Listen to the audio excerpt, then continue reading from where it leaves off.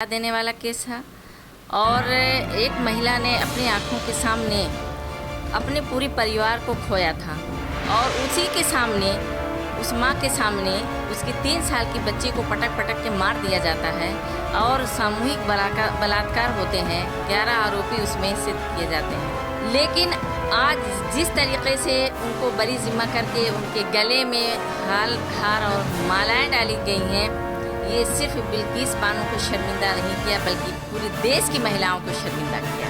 मुस्लिम महिलाएं गुरेज करती हैं, उसके लिए भी वो जो है वहाँ पर संबोधित करते हुए उस बात का जिक्र किया, हौसला दिया।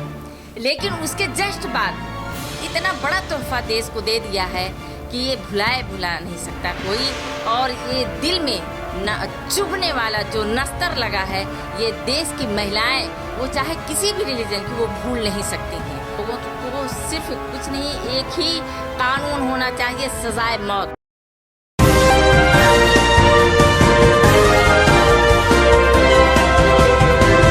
पल पल न्यूज़ से मैं हूं आपके साथ नदीम अकरम।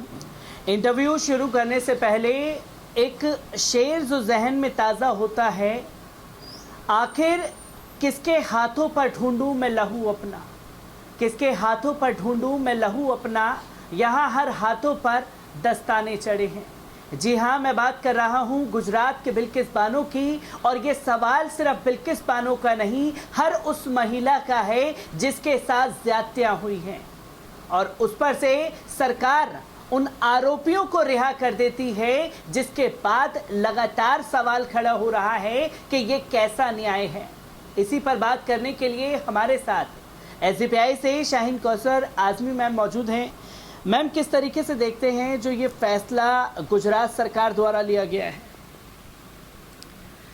पहले तो मैं आपका शुक्रिया अदा करना चाहती हूँ।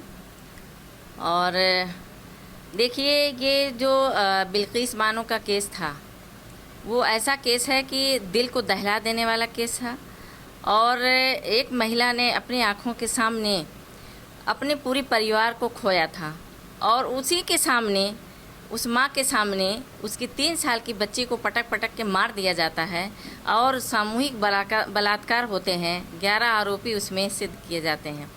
उसके बावजूद जब सज़ा सुनाई जाती है तो उसके हरे ज़ख्म कहीं जो नासूर बन चुके थे वो कहीं न कहीं मध्यम पड़ रहे थे, और उसी की यादों, उसी के सहारों वो अपना कदम आगे बढ़ाना शुरू किया था। लेकिन आज जिस तरीके से उनको बरी जिम्मा करके उनके गले में हार और मालाएं डाली गई हैं, ये सिर्फ बिल्किस बानो को शर्मिंदा नहीं किया बल्कि पूरे देश की महिलाओं को शर्मिंदा किया है। और हैरत की बात यह है कि अभी 4 दिन पहले 15 अगस्त के दिन लाल किला से जो है संबोधित करते हैं हमारे प्रधानमंत्री मोदी जी, कहते हैं कि औरतों का सम्मान करना चाहिए, औरत मर्द से कहीं पीछे नहीं है, उनको बढ़ावा देने की बात करते हैं और उनके लिए उत्साहत और जिस तरीके से औरतों का सम्मान के साथ साथ आज एजुकेशन में आगे बढ़ना चाहिए। और बहुत सी ऐसी फील्ड हैं जहां औरतें जाने से ख़ास तौर से इस बात के लिए, और ये तारीख़ शाहिद इस बात की है कि जब इस वाक़ये को, इस तरह के वाक़यात इससे पहले भी हुए हैं, दोहराया गया है, तो उसमें इससे पहले की जो सरकार रही हैं कहीं ना कहीं अपना कदम उठाया था, इस पे स्टेप लिया था और उसको सज़ा भी मिली थी ऐसे लोगों को। लेकिन जब से 8 साल से जब बीजेपी सरकार है, उसके बाद से छोटे बच्चियों से लेकर के इस तरह के क्राइम लगातार हो रहे हैं और उस पर कोई ऐसा जो है उनके लिए कानून नहीं बनाया जाता है कि वो होश के नाखून लें और इससे बाज आएँ। और वो कौन लोग हैं? वही लोग हैं जो उन्हीं के साथी हैं, कहीं ना कहीं बीजेपी के सरकार में रहने वाले वो लोग हैं, उनके साथ बैठकर खाना खाने वाले लोग हैं, उनके साथ अपने दुख और गम को बांटने वाले और खुशियों को बांटने वाले लोग हैं। लेकिन आज जो कुछ देश के अंदर हो रहा है, पूरा देश इसको देख रहा है और इसको भुलाएगा नहीं कभी। क्योंकि देश तो ये तस्वीरें देख ही रहा है किस तरीके से गुजरात सरकार, जो कि भारतीय जनता पार्टी की सरकार है, गुजरात में भी देश के प्रधानमंत्री कुछ ही घंटे पहले भाषण देते हैं और उसके तुरंत कुछ ही घंटे के बाद ये तस्वीर सामने आ जाती है। पर अभी तक देश के प्रधानमंत्री ने इस पर कोई प्रतिक्रिया नहीं दी है। कैसे देखते हैं, क्या ये समझा जाए कि जो कथनी है और करनी है उसमें फ़र्क है, या ये समझा जाए जो बेटी बचाओ बेटी पढ़ाओ की बातें करते थे और आरोपियों को खुले आसमान के नीचे आज़ाद घूम गया है? क्योंकि कई इंटरव्यूज में बिल्किस बानो का परिवार कह चुका है कि वो मुंह छुपा करके रहने के लिए मजबूर है, कहीं आरोपी उनके घर ना आ जाएं। और ऐसे में ये आरोपी अब खुले आसमान के नीचे आज़ाद घूमेंगे। आने वाले केसेस पर क्या असर पड़ेगा, महिलाओं पर इसका क्या असर पड़ सकता है? देखिए, महिलाओं पे तो इतना ज़बरदस्त असर पड़ा है इस बात के लिए, क्योंकि मैंने ये 2 दिन में जितनी भी लोगों से बात मेरी हुई है वो इतना परेशान है इसके लिए। ख़ास तौर से जो महिलाएं हैं वो अपने आप को सुरक्षित नहीं पा रही हैं, सेफ़ नहीं पा रही हैं। वो तो ये कह रहे हैं कि जब इतना बड़ा केस हो गया, देश का इतना बड़ा केस ये था, और जो है इस पर बाकायदा उच्च न्यायालय का इस पर कानून बनाया गया था और उच्च न्यायालय का इस पर आदेश था, तो आज उस किस कानून के तहत इसको जो है बरी जिम्मा किया गया उन मुजरिमों को, जिनको जो है ताउम्र कैद की सज़ा सुनाई गई थी, लेकिन आज उनको बरी करके, बल्कि बरी ही नहीं किया गया बल्कि उनको सम्मानित किया गया। ये कितनी हैरत और अफसोस की बात है, ये शर्मिंदा करने वाली बात है। और उसे जो प्रधानमंत्री हैं, क्या किसी एक रिलीजन के हैं? ये तो पूरे देश के प्रधानमंत्री थे, लेकिन उनका कोई भी इस पर कोई जो है प्रतिक्रिया नहीं आई है। कोई उस पर जो है उन्होंने कोई ऐसा आश्वासन नहीं दिया है कि जिस पे एक राहत का सांस कोई ले सके, या बिल्किस बानो के दिल पर जो ठेस लगी थी या उसको इत्मीनान दिलाने के लिए ये फ़ौरन सरकारी ये कानून के तहत इस पे एक बड़ी प्रतिक्रिया देने के साथ साथ इस पे एक्शन होता, ताकि ये दुनिया देखती और इस पे यकीन करना। 2 लोगों का यकीन तोड़ा है, शायद वो यकीन करना उस पे जो है मानने के लिए उनका अगला कदम आगे बढ़ता कि हमारे प्रधानमंत्री जी हमारे साथ हैं।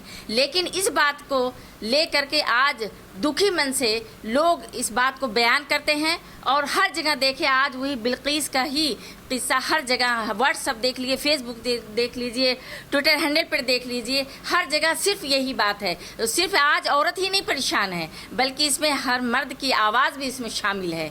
जो भी समझदार हैं, जो देश हित में बात करते हैं, उनकी आवाज़ इसमें शामिल है। लेकिन अगर कोई नहीं बोल रहा है तो बीजेपी के लोग नहीं बोल रहे हैं, जो देश को ये कहते हैं कि देश तरक्की कर रहा है, आज महिलाएं सेफ हैं, वो वही नहीं बोल रहे हैं। क्योंकि बीजेपी के नेताओं की प्रतिक्रिया का जिक्र हो रहा है, देश के प्रधानमंत्री तो खामोश हैं, पर वहीं भारतीय जनता पार्टी के गुजरात के विधायक राहुल जी कहते हैं कि वो आरोपी जो हैं वो ब्राह्मण समाज से थे, संस्कारी थे, इसलिए ये कदम हम लोगों को लेना पड़ा। तो क्या ये माना जाए कि अब धर्म का चश्मा लगा करके ही आरोपी को न्याय मिलेगा? अगर वो ब्राह्मण थे और संस्कारी थे तो उन्हें रिहा कर दिया गया, और बिल्किस बानो मुसलमान थी इसलिए इंसाफ नहीं मिल पाया। अब तो ये कहना ही पड़ेगा, और लोग देख भी रहे हैं।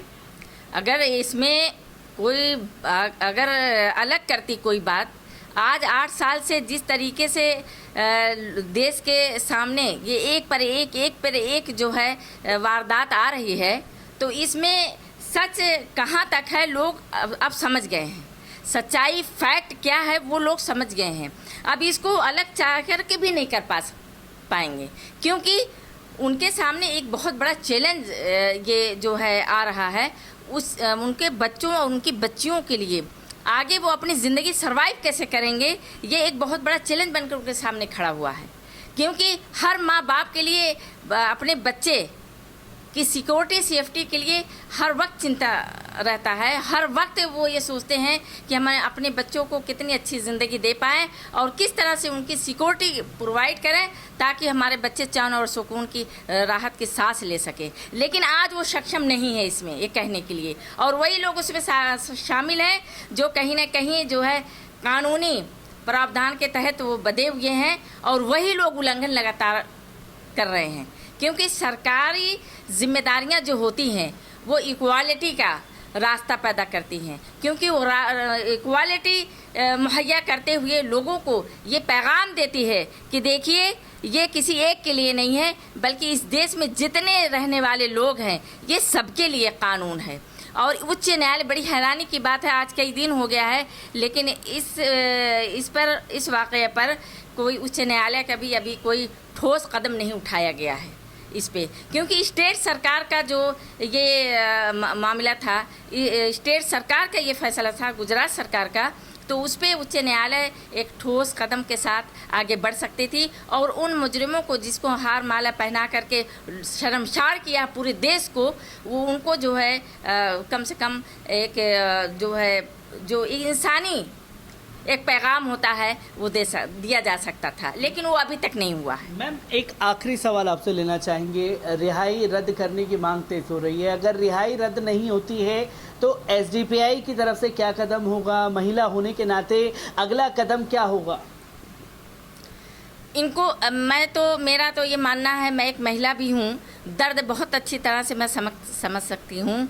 मेरा तो ये मानना है कि ऐसे लोगों को सिर्फ कुछ नहीं, एक ही कानून होना चाहिए, सजाए मौत। और इसके लिए हम जितना भी हो सकता है आवाज़ उठाएंगे भी और लगातार लोगों का अवेयरनेस का काम हम कर रहे हैं और ज़रूरत पड़ी तो इसके लिए अगला कदम प्रैक्टिकल उठाया जाएगा। और अगर हमें ज़रा सा भी मौका अगर मिलता है एसडीपीआई को इसके लिए, तो वो देश को पैगाम देने के साथ साथ उनको राहत देने का भी पूरी पुरजोर कोशिश करेगी एसडीपीआई। और मैं एक महिला हूँ, मेरी आवाज़ जो भी सुन रहे हैं जो लोग, तो मैं उनसे यही अपील करती हूँ कि जब तक बिल्किस बानो को इंसाफ नहीं मिल जाता है, अपनी आवाज़ लोग इसी तरह से बुलंद करते रहें और आवाज़ के साथ साथ उनके साथ खड़े होने की कोशिश करें बिल्किस बानो के।